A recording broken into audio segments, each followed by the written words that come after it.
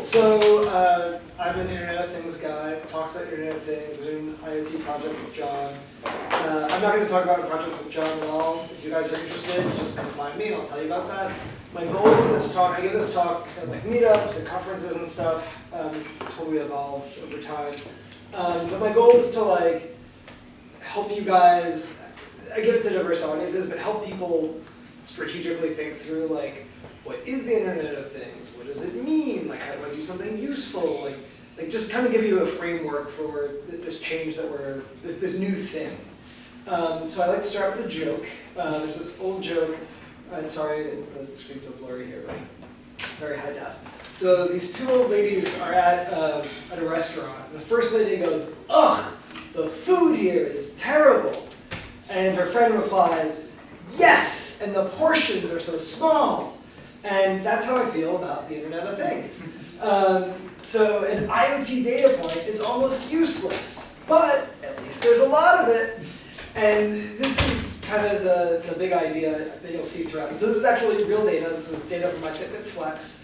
And this is kind of the problem that we deal with, that there's a ton of measurements. Most of them are junk. And then occasionally something interesting happens. And so how do we take, how do we extract value from all of this IoT data? It's a little cut off, but if you guys bear with me, we can make it work. So this is the question. This is kind of the problem we set up. So I have kind of three parts to the talk: the paradigm shift, recipe, and extracting value. So on the paradigm shift, I think it's really hard to figure out. It's very difficult to understand when you're in the middle of something what's actually happening. So I have a way to try to help us figure that out. Recipe for IoT, there's no true single definition for what is the Internet of Things. So we got space up here if you guys want. You can get a chair. So there's no true recipe or whatever, so I'll give you my best explanation of what is the Internet of Things and how to think about it. Because if we're going to talk about the IoT, we need to all be saying, when I say IoT, you need to know what I mean, and vice versa. And then I'll get into this whole extracting value idea. So, so we've heard the expression data is the new oil, and I actually think this is a good way to start to think about what is IoT. Sorry, before I go ahead. So the reason that this is a valuable tool, more than just a buzzword, is oil and fossil fuels had a huge shift on humanity. And in 2020 hindsight, we can see what that was. And I'm arguing that data has a similarly huge shift on humanity, that because we're in the middle of it, it's hard to figure out. So first I'll walk you through the oil example, then I'll apply it to the data side. So before oil, before fossil fuels, tasks were tedious. We all kind of take our lives for granted. We have this lovely office with these lovely lights, and we can take Muni in, and we have clothes, and we get a delicious lunch. Like, to us, this is normal. This is amazing that we live in this world. If you went back in time, 200 years ago, 2,000 years ago, whenever before there were fossil fuels readily available, we would need thousands of servants per person to enjoy this quality of life. To like grow the cotton and stitch the clothes and grow the food. Like, it is amazing the world that we live in. And so before oil, tasks were tedious, and then oil happened, and it unleashed power. So power all of a sudden is like super affordable, and all those things that we would have needed servants to do, we now have machines. Yay! And so what? So if you could go back 100 years ago, this is actual real data, and you looked at energy consumption over time, you'd see the beginning of this like hockey stick kind of graph. And yeah, I can tell you it's going to keep going up. You don't need to know exactly where it's going to get a sense of, holy shit, it's like a light switch just turned on, the world just changed. And so using this kind of 2020 hindsight, I'd say, if you could travel back in time and say to somebody in the year 1918, this is about to happen, you don't have the whole hockey stick, but you don't need the whole hockey stick, what message could you bring them that would be useful? And I would say, if you could only do more, what would you want to do? Like, that would be my message to a time traveler.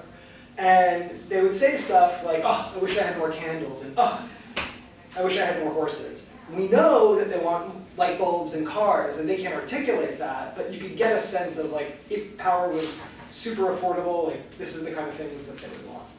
So that's the 2020 perspective. Now let's talk about data, because that's the world we live in. So if you look at this graph of data generation over time, IBM has this great stat, 90% of all the world's recorded data happened in just the last 2 years. So what does that mean? That means that like, if you go back to the ancient Egyptians and their hieroglyphs, you start adding up that recorded data, Gutenberg and the printing press in the Bible, add up that. Even the text message you sent on December 31st, 2015, you add up all that recorded data, it still pales in comparison to what happened in the last 2 years. We are, again, I'm arguing on that hockey stick. And we don't need to know exactly where it's going to go to figure out what this means. And I would argue that if oil meant in the 1900s that we have this unleashing of power, data now means that we can unleash optimization. And so the question I would ask is, if only you could know more, what would you want to know? And we're going to come up with similar things like more candles and more cars, but this to me is the key question. And so just to give a very tangible sense, like we used to have this problem going between SF and San Jose. You have two options, 101 or 280, and if only you knew the best way, but we didn't know. There was no data, so you got stuck in traffic. There was no optimization. And now you check Google Maps, you check Waze, and you can know which one has traffic, and it hopefully looks like this, and you get to where you're going quickly. And this is just one very small example of what we now are starting to take for granted, the idea of using data for optimization that just a few years ago, like 10, 20 years ago, was impossible. Now I'm going to go more into like the IoT side. Like what has changed? Why is this even happening? So one big thing is like the physical constraints of devices have shifted. It used to be that if you wanted to measure something, it was bulky, it was manual. Like if you looked at the mercury on the thermometer, that's great. You still need human eyes to look at it. Now we have like a chip that has a temperature sensor in it. Same with like chemistry. All these great things are now giving us they're smaller and they're giving us electronic outputs, digital outputs, so we can use that data much more accessibly. And everything's really cheap. So over the last 10 years, because of smartphones, sensors, like all this stuff is much, much, much cheaper than it ever was before. And so I've seen this in my career. My first job, I worked on MEMS accelerometers. That's what this guy is. It tells you like which way is up and such. And when I first started working with these things, I was literally like the guy in the clean room carrying the silicon wafer around. And the only products where it made sense to use them because they were so damn expensive was in like multi-million-dollar missiles. And now we've gone from missiles to dog collars. Same technology, basically doing the same thing, but the economics have changed dramatically. And so the way I think about this in terms of like what problems should we solve, it used to be as like builders of stuff, that there was a very small universe of what was technically possible. Like someone could come up with a great business problem and you'd be like, oh, I really can't fix that. But what's happened is we lowered those physical constraints. We shrank the size, we have digital output, so that universe of what was possible expanded. And then we lowered the economic constraints, everything's super cheap, the universe expands again. And now the problem itself has actually shifted from what can we build to what's actually valuable and worth building. This is the key question. And I've been in lots of product development meetings where people talk about like, I'm going to build a product for like a 70-year-old woman, and they start telling you the traits of the 70-year-old woman, you realize they're talking about themselves and they're like a 25-year-old dude developer. And you gotta like really understand your users in order to solve a problem that's meaningful for them, and not just be conscious of not projecting your traits onto who you think your user is. So all of this, I kind of call this IoT 1.0, IoT 2.0. And someone, was it you saying, like, I wish I could IoT find my fridge? Yeah. So this is kind of in that vein. So to me, so I said, the world has changed, what's technically possible has shifted. And I think in IoT 1.0, like the first version of the internet, what people are building is stuff that they build because they can, not because it's really compelling. So to me, IoT 1.0 is let's IoT-ify an existing solution.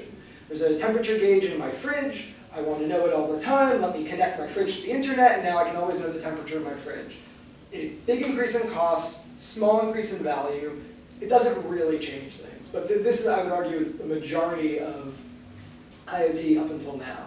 So I have a pedometer, I attach it to the internet, I call it Fitbit. I have a thermostat, I attach it to the internet, I call it Nest. Big increase in complexity and cost, small, nominal increase in value. I'm not saying it's zero, but it's not like a game changer. IoT 2.0, in my opinion, this is where stuff gets super interesting, where we get to solve new problems that we've never been able to solve before. And this, I think, is where the future is for the Internet of Things. So, to give you a tangible example, I really like this company called Amada Health. You guys remember Amada Health? Lots of nods. So for the people that weren't nodding, they solve the problem of pre-diabetes. There are people in this world, they're obese, they're overweight, they go to their doctor's like, you're about to get diabetes, you gotta lose some weight. It's gonna be really painful, really expensive. You don't want this problem, but these people, pre-diabetics, they can't change their behavior. So Amada has this amazing scientifically proven plan that allows them to change their behavior. And it has like all this stuff that they pair you with a coach, and they give you an app, and they give you an exercise. The most important thing for Amada is weight. They give all of their participants an IoT scale that says they're 163.0 pounds, sends that to the internet.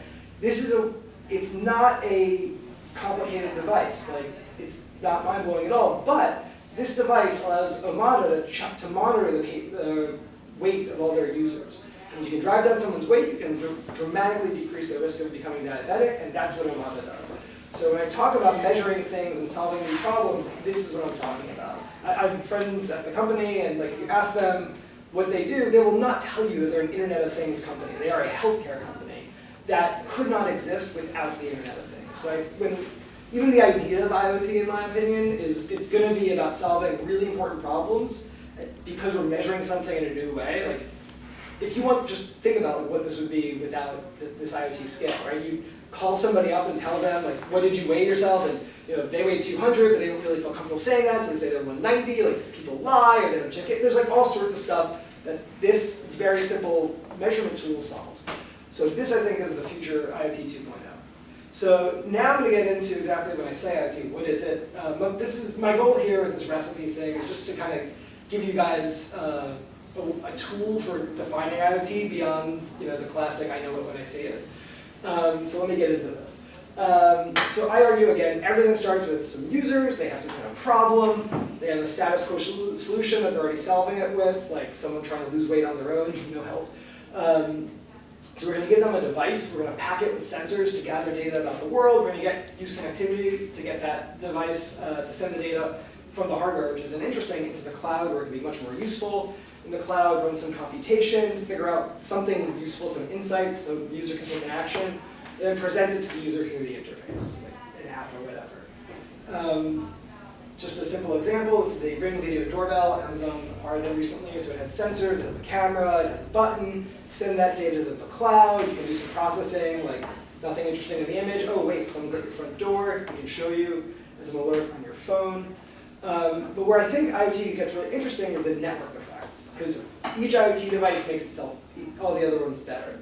So for instance, Kinza, great little product. Now you can take your temperature and record your symptoms over time, which is lovely for a user, but where this gets really interesting is that when you have people getting sick across geographies, Kinza knows all that information, so they can identify like all the kids at this one school are getting sick, we gotta go do something about it. So when you have two conventional thermometers, they don't make each other better. But with the Internet of Things, two IoT thermometers can do that. Similarly, with APIs, you guys have heard of APIs, but so now you can like take your video image, use facial recognition, say yes, that is the homeowner, and unlock the door. Conventional doorbell and conventional door lock don't make each other better, but with the Internet of Things, they can. So that's the point of the network effects. You might say, hey Mike, I've seen all this stuff before. Like, why is what you're saying different from like the remote control cars that like people grew up with? And I argue that the difference between IoT and conventional devices is the difference between one and many. And so yeah, we can control things remotely before, but in that case it was only one remote control, not infinite. So here, I grew up in New Jersey with a garage door just like this, only one clicker. Now any phone can unlock any lock. People expect updates with IoT. So with a conventional device, whatever you buy on day one doesn't change. With the Internet of Things, now people expect improvement over time. So Tesla, for instance, updates its autopilot feature. And then this is where it really gets interesting, data. A conventional thermometer, it's tedious, it's manual, you don't really gather lots of data. This company, Talman Health, they have a sensor that sits on a baby's skin and can monitor a baby in the neonatal intensive care unit to figure out if the kid is getting sick. saves the nurse a lot of pain, gets much better quality data in every single way. This is the future of how we're going to do measurement, and it's really exciting. So you might also say, okay, so IoT is not a conventional product. How is it different from a smartphone? And there's one word which is the difference, and that's love. Consumers love their smartphone because they really like their apps, and smartphones are packed with apps. And you can actually measure how much consumers love their phones because we spend a bunch of money every month on an expensive monthly data plan. There's this social convention. The second you walk into a new place, the first thing you say is, can I get your Wi-Fi password? We're constantly charging our phones. All of that effort and money makes sense for smartphones, but it breaks with IoT.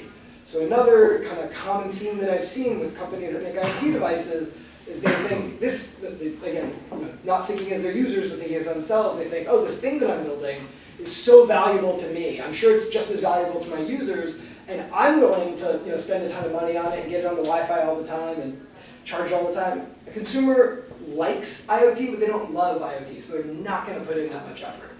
They'll get it on the Wi-Fi once, maybe twice. I've interviewed a ton of consumers who tell me about, my Nest fell off the Wi-Fi and never putting it back on, just too much work. For regular people, IoT, the threshold is a lot lower than smartphones. So if someone comes to you guys and is like, let's build an IoT device that expects a ton of consumer effort, tell them it's a like but not love situation. IoT is different.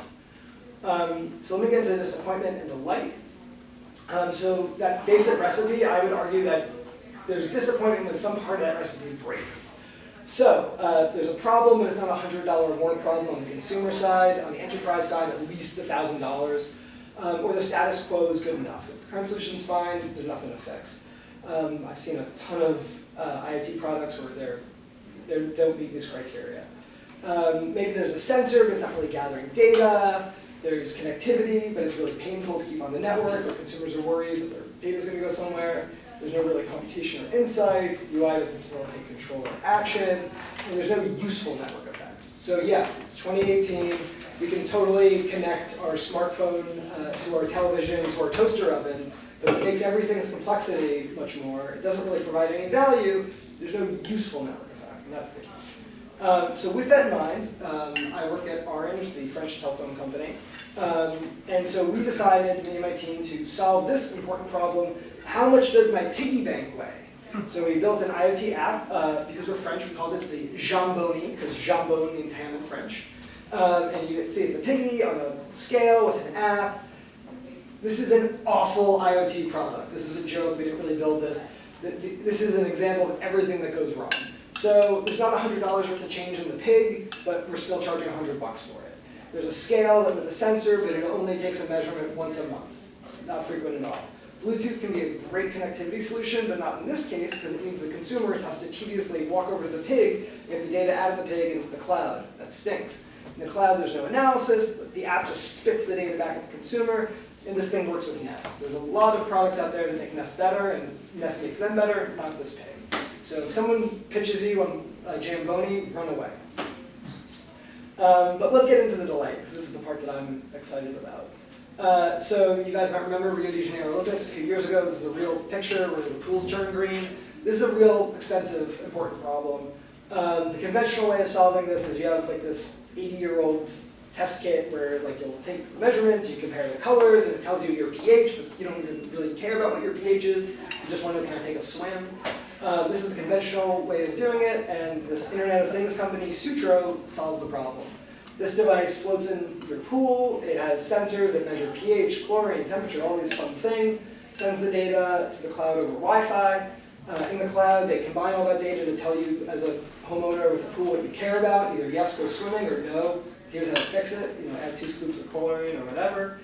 Sutro benefits from the device ecosystem, so hopefully there won't be another Flint, Michigan, but if there is, and there's some kind of water anomaly happening across the geography, it isn't citizens arguing with the municipality. Sutro can say, actually, we found a problem, and this is what it looks like.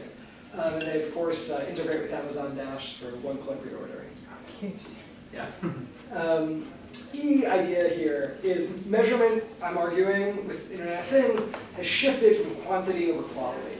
And this, I think, is such a funny contrast. So 2 articles, first one says, Fitbit trackers are highly inaccurate. The other one, Fitbit may have helped save this guy's life. Like, off the cuff, this should feel like something's wrong. Like, how could something that's inaccurate save this guy's life? Like, that shouldn't work, but it does, because of the Internet of Things. So, the conventional way of taking medical measurements is you have this really high precision measurement, but you do it infrequently. And you hope that, like, in the weeks and months between when you visit your doctor, that whatever happened to you in reality is not that different from what they measure. It's an assumption. And if that assumption holds, great, and if not, you can get really sick or have a lot of problems. So by contrast, with IoT, we're using really cheap sensors. Like, affordability is a huge part of this. But we're able to gather data much, much more frequently and get a much better sense of reality. So this is actually real. So this dude exists. He had a heart attack in the afternoon, and like a lot of us, he waited to go to the hospital. He went in the evening, and they said, hey, you had a heart attack. When did you start to feel sick? Because we need to know if the heart attack happened in the last hour, it's one course of treatment. If it happened a few hours ago, it's another course of treatment. And they were able to actually pull his Fitbit data, figure out, even though it wasn't perfect, it was good enough for them to figure out that he had the heart attack in the afternoon, do the right course of treatment, and help save his life. So this, I think, is a great example. Yes? Sure. My sister had a similar event with her heart rate monitor on her Apple Watch. So no, definitely not BS. She didn't have a heart attack, but they figured it out because of the data. Yeah. Well, happy to hear your sister's. Yeah. But yeah, this is the world is changing with the way we're doing things, and it comes back to that original joke that I had. IoT data. It's not that great, but at least there's a lot of it, and you can start to get a sense of what's happening in the world. So now I'm going to end on the extracting value idea. So I don't know if you guys have done any like management consulting, but anyone ever heard the 20-80 rule? Yeah. So sorry, 80-20 rule. So this is my like half joke on it. I call it the 20-80 rule. It's the opposite of the 80-20 rule. So the 80-20 rule is invented by this gentleman, Vilfredo Pareto. He's an economist, a gardener, and he recognized that the world is not even. He was in his garden. He's like, 20% of my pea pods have 80% of my peas. And so what that meant to Pareto was harvest the first 20% of the pea pods, and then just stop, because he got most of the peas anyway. That was his goal. And if this was just in a garden, it wouldn't really matter, but this is a really important principle that holds over many, many use cases. So in economics, 20% of the population has 80% of the wealth. Here at Carbon 5, probably 20% of your customers provide 80% of your revenue in all businesses. That's true. So it's this constant imbalance in the world that's pretty neat. And in general, it's a great rule of thumb for do a little bit of work and then stop. But my argument is this completely breaks when it comes to IoT, which is why I call it the 20-80 rule of big data. And it's the relationship, instead of input and output, effort and result, it's the relationship between data analysis and value. And so what I mean by that is we have this raw data. I'll use before I was using a Fitbit for step counting. I'm going to use a thermometer for temperature. We have all this raw data. We have to analyze it to come up with some kind of takeaway.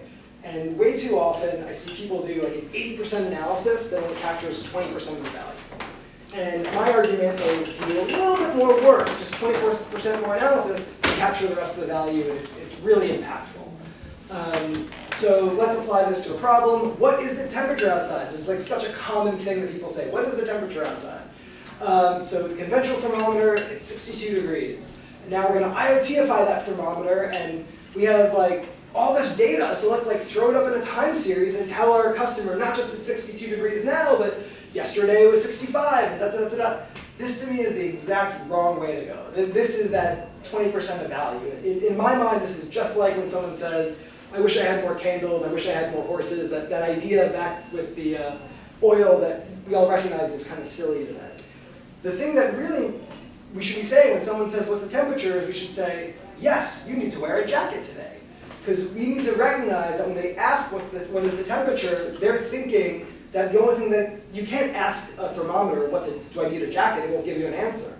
But that's the only question consumers have ever been able to ask a thermometer, and so that's why we're used to thinking in those terms. But if you dig a little deeper, you recognize that actually the reason they're asking that is because they want to know should they wear a jacket. And you can even go more cute than that. You could be like, Dave, you tend to run cold, you should wear a jacket. John, you tend to run warm, you don't need a jacket. Like, we could do all this cool stuff that you never could do with a conventional thermometer. Same data, a little more analysis, and it's much more useful. Of course, there's caveats, and I'll just mention one here. Make sure you answer the right question, because if the consumer wants to know, should I go to the beach today, and you tell them, yes, you need to wear a jacket, they're going to be pretty annoyed. So you got to make sure you're identifying and boiling down to the correct question.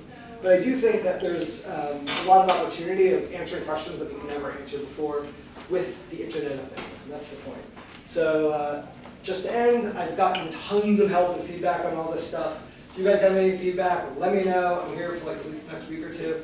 Like I said, I'm working with John, so if you have questions about my project, I'm happy to tell you that offline. If you give me something, a good feedback, positive, negative, whatever, I'll throw your name up here if you'd like. These are all Twitter handles. And yeah, there's lots of opportunity for IoT to delight, and it won't be disappointing with the right design.